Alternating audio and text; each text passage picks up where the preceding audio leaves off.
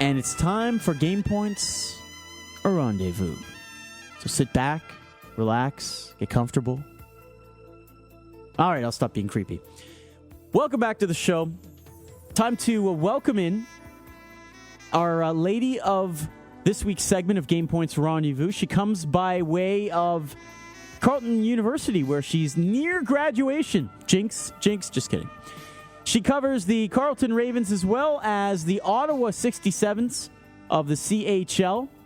You can follow her on twitter.com/Sarah Jean Maher, SARAHGE, JEANMAHER.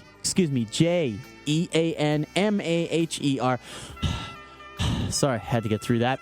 We welcome to the show Sarah Jean Maher. Hi, Sarah. How you doing? I'm great. How are you? I'm well. Now, do I call you Sarah Jean or do I just call you Sarah? Sarah Jean is great. You know, there are way too many Sarahs in the world, so that's why I kind of stick in my middle name wherever I can. Now, when someone says Sarah Jean to you, do they go Sarah Jean and kind of make fun of you, like, you know, Southern kind of thing, or do they just say it nicely? They say it nicely. You know, I've gotten compliments on Sarah Jean, saying it's a nice combination. I don't think I've ever been made fun of. Sometimes I get called SJ, and I kind of like that, too, because I've always wanted an abbreviated name. All right. So I just look like a jerk bringing up how someone could make fun of you. Oh, that's okay. You know, there's a first for everything.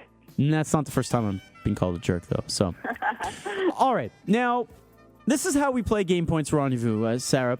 We have three gentlemen here in studio that will be asking questions. We each ask you one question. At the end of that 3-question period, it's ladies' choice. You either ask any one of us a question or you pick one of us to ask you a follow-up question. Okay. Sounds okay? Sounds great. Now, this is an illustrious segment, Sarah. You're following in the footsteps of Olympians, journalists for such entities as the Washington Post. So, I mean, you got a lot to live up to here. I would agree. I mean, being around even my classmates, like the competition's kind of heated right now, especially because we're all about to graduate. So right. Yeah. Now here we go. All right. Question number 1. It comes from me. I didn't even introduce.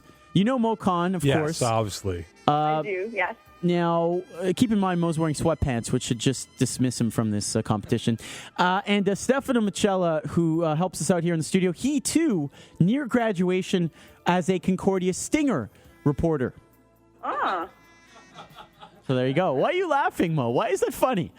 The way you presented Steph Micella as a rival to Carleton University. Yeah, I don't know.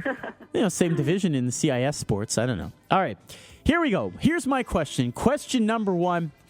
You're covering the 67s. You're covering the Ravens.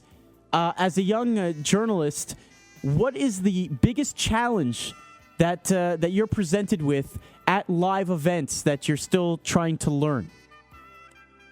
At live events? You know, I'd probably say the hardest thing is, for me personally, especially because at Carleton University, I'm studying in the country's capital.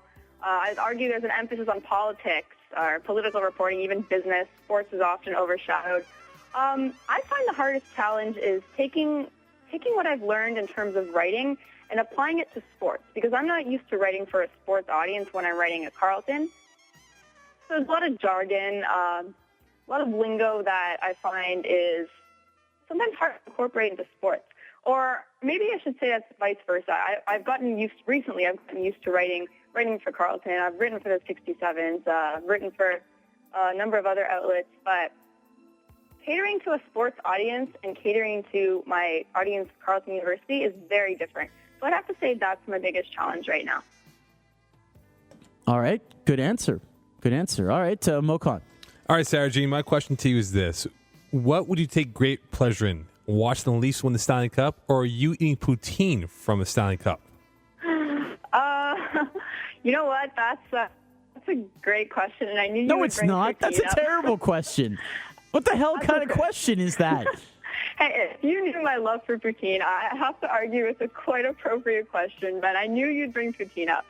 I'm going to have to say watching them win the Cup, only because I know it would make my father very happy as well.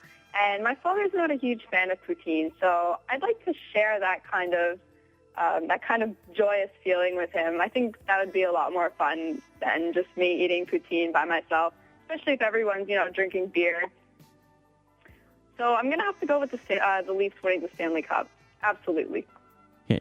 Not only did Mokan bring up the Leafs on TSN 690 Montreal, he also brought up poutine in a segment that's supposed to be a little more seductive. Good Lord. What the hell was that? All right, Stefano, please enlighten the audience with something a little more presentable. Go ahead. Well, anything's more presentable than what Mo just did. Exactly. All right. So, Sarah Jean, you're at Carleton. I'm at Concordia in journalism, so I just wanted to compare a bit the little bizarre assignments you can get as a student. So I want to ask you, what is the weirdest school assignment you ever got? Okay, well, I've had to cover a lot of random events. That's a really tough one. Let's see. I'm at a loss right now. Wow, maybe it's just the seductive voice of Stefano Michello that has you speechless. The weirdest assignment. All right, Jimmy, get the buzzer ready. I don't know if this is the weirdest, but in first year, I would argue that Carleton's journalism program is very traditional, very outdated. We don't get to do a lot of journalism in first year, but we had to do a book report, and the word rhetoric kept appearing in the article we were supposed to read, and nobody could pinpoint the exact definition of rhetoric, and it drove us all very crazy. So now anytime someone in Carleton journalism sees the word rhetoric, it just brings back horrible memories. So I challenge you to, if you ever meet a Carleton journalism student who's graduated within the last 5 years, bring up the word rhetoric to them and see what they say.